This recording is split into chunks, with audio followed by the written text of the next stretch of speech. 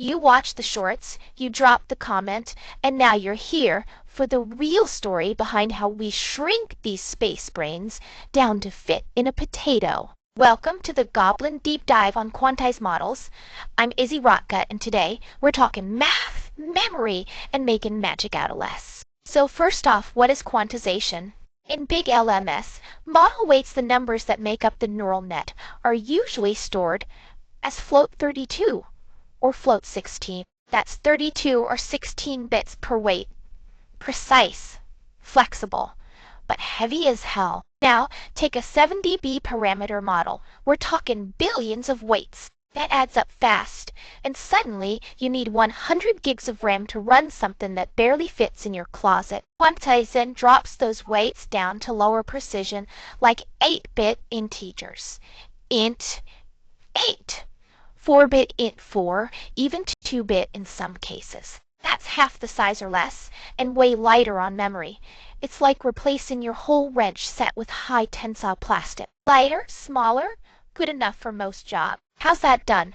First, let me hit you with what a float even is. A float, short for floating point number, is a way computers represent real numbers. They're great at handling huge ranges and tiny decimals, but they take up space.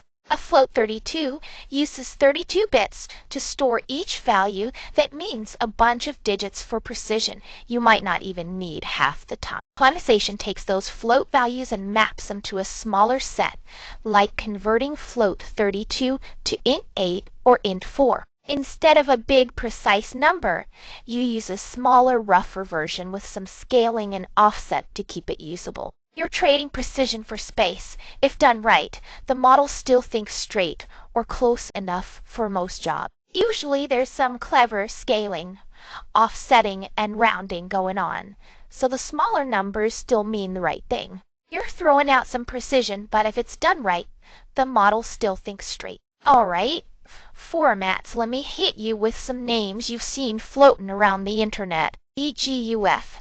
That's the new hotness for local LLMs, stable, compact, easy to stream.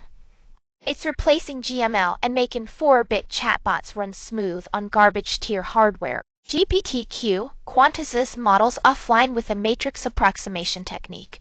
It's fast, flexible, and often gives near full precision performance in 4-bit. AWQ advanced weight quantization, designed for faster inference and better calibration. Good middle ground between performance and quality. There's more bits and bytes for runtime int 8, Excel 2, GKL aware formats, but they all boil down to the same idea. Smaller weights, smarter compute. Let's talk trade-offs, cause quantizing ain't all upside. The big one, accuracy. Reducing the number of bits means you're throwing away detail. A float might have nailed down a value to the 10th decimal, but that gets flattened when you quantize. In high-stakes reasoning tasks or nuanced dialogue, that can mean dropped context, odd grammar, or what feels like hallucinations, or not because the model's making stuff up, but because the math under the hood got lost. It's not dreaming, it's just guessing off a fuzzier blueprint. You also get rounding artifacts like weird token bias. Some quantized models overfavor common words or phrasing because the distribution gets squished. There's also compatibility issues. Some models break if they weren't trained or fine-tuned with quantization in mind. And on some hardware, especially older CPUs, low-bit math can be slower if it's not optimized. Sometimes a quantized model gets weird. Words repeat. Logic breaks. It forgets who it is mid-prompt and starts speaking in tongues. Especially in the early days, 4-bit models were like talking to a drunk librarian. But it's gotten better. Calibration techniques, smarter quantization ranges, and formats like GPTQ and GGUF mean most 4-bit models today are shockingly usable. You might lose a few percent in benchmark scores, but gain huge in speed and portability. Why do we care? 'Cause most of us ain't got hundreds in our closets. If you want to run a local LLM, a llama.cpp, LM Studio. Goblin-CP quantization makes it possible. You can run full 13B, 33B, even some 70B models on consumer GPUs. I've even seen it run on a freaking Steam Deck. Quantization is the key to open access AI.